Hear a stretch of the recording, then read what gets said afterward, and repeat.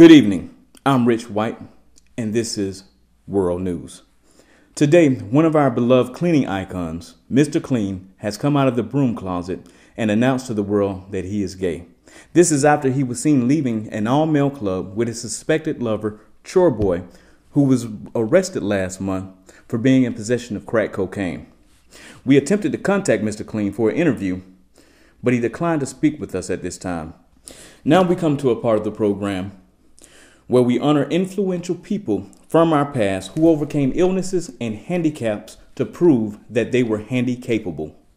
This month, we honor Claudius Caesar.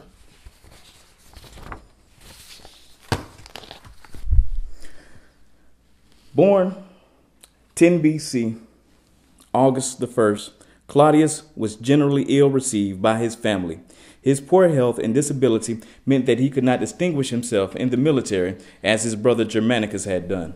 He was ignored by his family to the extent that when it came time for him to participate in the special ceremony acknowledging manhood that all Roman boys underwent, he was brought to the forum in the dead of night instead of being the center of a public festival as was the custom for all boys of noble rank.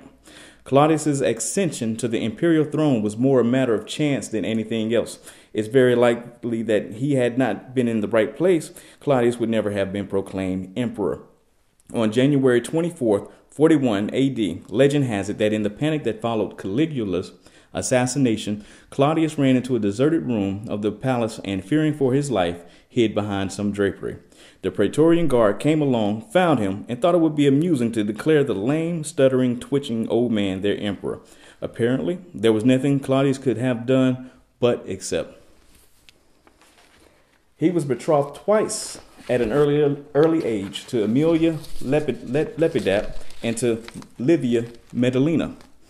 He put away the former before their marriage because her parents had offended Augustus. The latter was taken ill and died on the very day which had been set for the wedding. He then married Plaudia Urgulanilla and later Aelia Paetina. He divorced both of these, Paetina for trivial offenses, but Urgulanilla because of scandalous lewdness and the suspicion of murder. He was then married to his third wife, Messalina. He became emperor and had 2 children with her.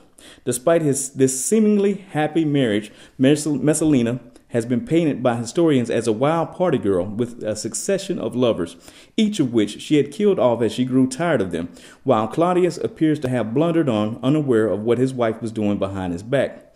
At one point, Claudius was away on a diplomatic mission. Messalina, in the course of one of her parties, caused herself to be married to a very important senator who was also married to someone else.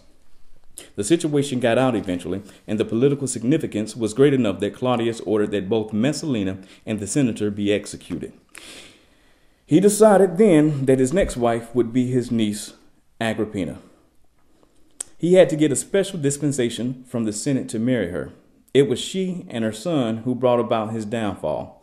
Agrippina already had a son, Domitius, whom Claudius adopted and soon favored considerably. Claudius ensured that Domitius, or Nero, as he soon became known, was advanced very quickly through the ranks of impressive Romans. He was declared an adult and married off to Claudius's biological daughter at a young age so that he could gain public offices as quickly as possible. As Claudius promoted Nero, his mother's ambition for him became greater, and in 54 AD, Claudius was poisoned with mushrooms, presumably by Agrippina, in order that her son would rule. It reportedly took several attempts to kill Claudius, but he finally died on October 13th, 54 AD. The next day, Nero was proclaimed emperor. Some historians suggest that Claudius was a crippled old fool that was feeble in mind, while others believe that he was a capable leader who feigned the severity of his illnesses to avoid assassination attempts on his life. Which of these are actually true, we may never know. But on behalf of World News, I would like to salute you for not allowing your handicaps to prevent you from being handy-capable. Claudius Caesar, this parking space is for you. Next up, when we return, we will discuss an issue that's gripping the nation. Skinny jeans. The guys who wear them and the men they're in love with.